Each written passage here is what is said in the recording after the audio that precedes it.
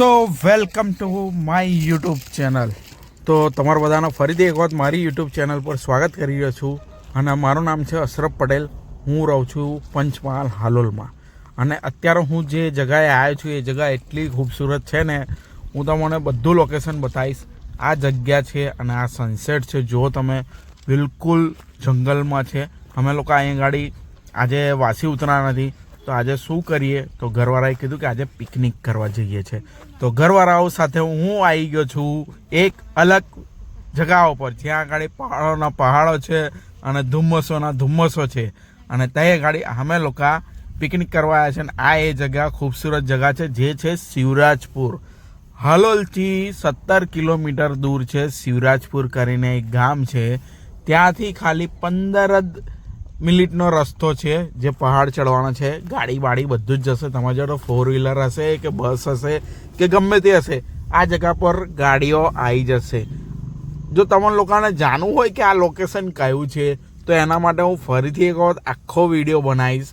અને જો તમારે જાણવું હશે તો હું તમને તમે મને કહી દેજો કમેન્ટમાં કે આ જગ્યા કઈ ગાડી છે, કઈ રીતના જવાનું, તો હું તમને ગાઈડ થોડું કરી દઈશ. તો તમે આરામથી ત્યાં આગળ પહોંચી જશો.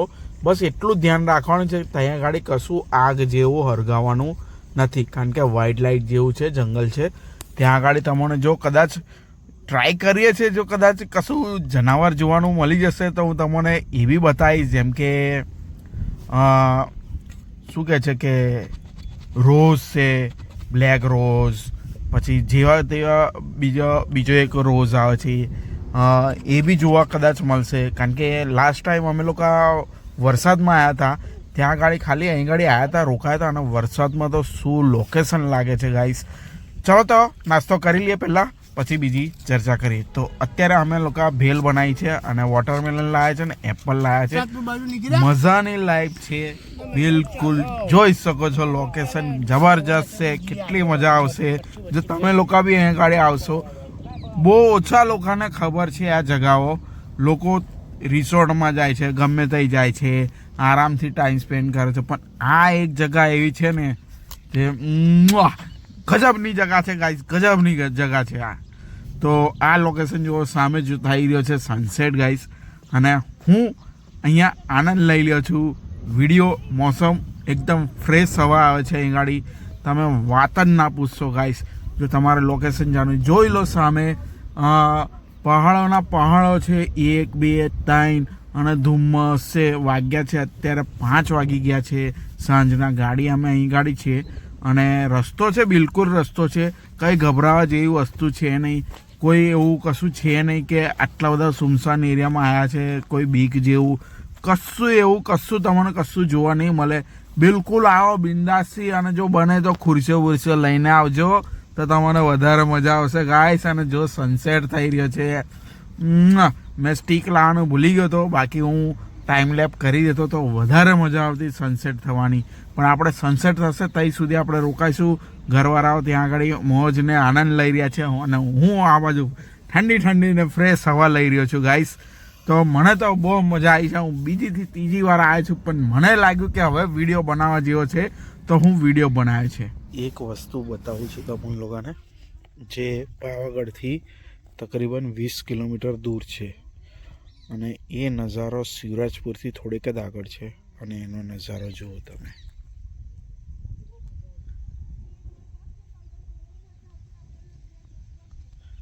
પાછળ સનસેટ થઈ રહ્યું છે અને આગળથી આટલી આ બાજુ જો એકલું ધુમ્મસ, પહાડોના પહાડો, એકદમ ફ્રેશ હવાઓ, વિરાન જંગલ અને કોઈ જ નહીં, સુમસાન રસ્તો અને બ્યુટીફુલ હવા અને બ્યુટીફુલ સિનરી એન્ડ સનસેટ. શું નજારો છે, શું સુકૂન મળે છે, શું શાંતિ છે અહીં ગાડી આવીને. કેવું થાય છે કે અહીં ગાડી આખો દિવસ અહીં ગાડી બેસી રહીએ. આપણે થોડો શોર્ટ વિડીયો લીધા છે, જુઓ અને પછી મને કહો કે કેવો વિડીયો લાગ્યો. અને હું તમને બતાવીશ કે આ જગ્યા કઈ ગાડી આવી. આ જો આ સામેની સાઈડ આ જો આ રોડ છે. અમે આ બાજુથી અમે લોકો આવ્યા છે અહીંથી ચડીને. અહીં ગાડી અમે લોકોએ પિકનિક કરી છે. લોકો પતંગો ચગાવે છે પણ અમે અહીં ગાડી આવીને આનો આનંદ લીધો છે. બિલકુલ ફ્રેશ જગ્યા છે. આ બિલકુલ ફ્રેશ હવા છે. મજાની લાઈફ કે ને. તો આ છે રાજા. પતંગ ચગાવી ને લોકોના ગળા કપાઈ જાય દોરાઓથી કે પછી એ બધું છોડીને આની મોજ લેવી. શું કહેવું તમારું? કઈ જગ્યા છે તમે કમેન્ટ કરો. હું તમને બતાવીશ કે આ જગ્યા કઈ છે. અને અત્યારે તમે એ ગાડી જોઈ રહ્યા છો કે એક મકાન મને જોવાઈ રહ્યું છે. એ ગાડી જે પહાડોની ઉપર છે, બહુ ઊંચાઈ પર છે, પણ એ ગાડી તમને મકાન બી જોવા મળશે. એટલે વસ્તી બી આવતી જતી છે, એટલે વાંધો નહીં, કંઈ ગભરાવા જેવી વસ્તુ છે નહીં. બિંદાસ આવો અને મોજ કરો મોસમની સાથે.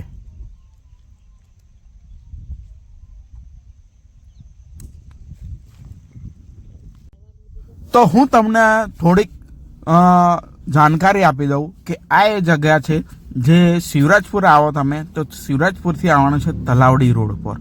તલાવડી રોડ પરથી થોડેક જ આગળ સ્કૂલ આવશે. એ સ્કૂલ વટ્યા પછી બે રસ્તા પડે છે. એક જાય છે સીધો ને એક જાય છે જમણી સાઈડ. તો આપણે જમણી સાઈડ જતું રહેવાનું છે.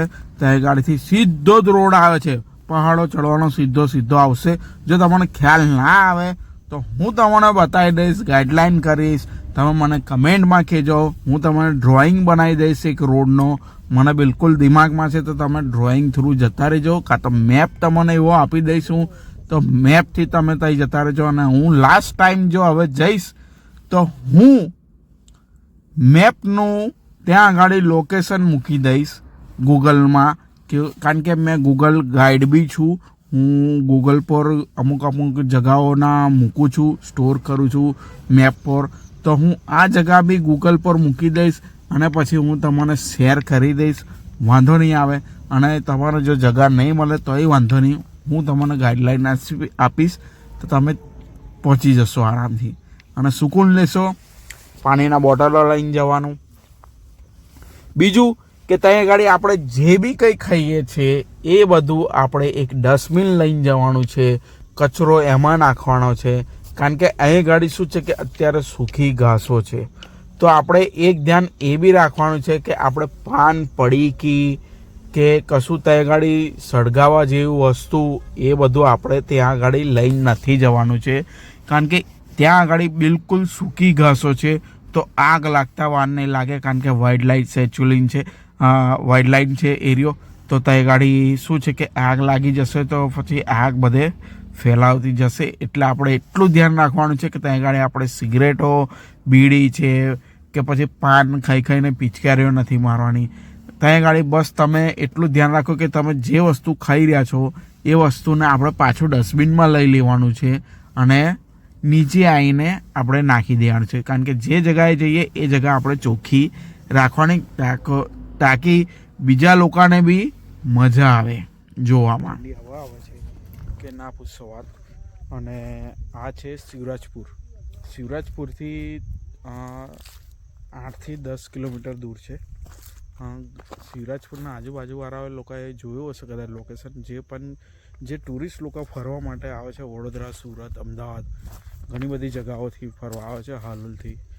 તો આ એક જગા એવી છે જ્યાં આગળ તમે બેસીને પિકનિક કરી શકો છો, મેગી બનાવી શકો છો.